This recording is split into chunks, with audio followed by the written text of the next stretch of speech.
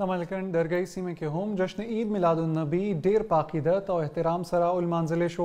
په دې لړ کې یوه لویه غونډه په جامع سبحانیه رضویه کې ترسره شوه. تفصیل ګورو د ملکنډ نه د سید زمان سبا په دې رپورټ کې.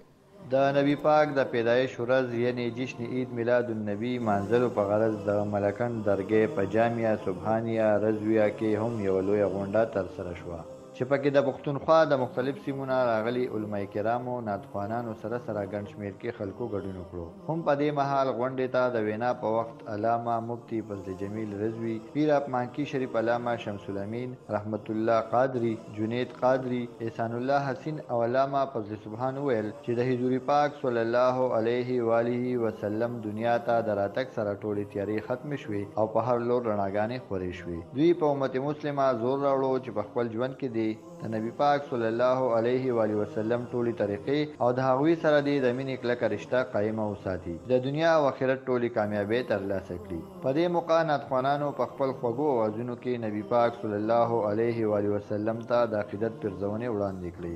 منظور مذکور ہے قرآن میں توبہ کا طریقہ او محبوب کی دہلیز سے ہوتے ہوئے په غونډه کې ګډون کوونکو په ملک کې د امنیت او د کشمیر د ازادۍ لپاره خصوصي دعا هم وکړه او د ملک د بقا او سالمیت لپاره د هر قسمه قربانۍ ورکولو د عزم اظهار هم وکړو. سید زمان سبا هم پښتون ملکنډ درګۍ.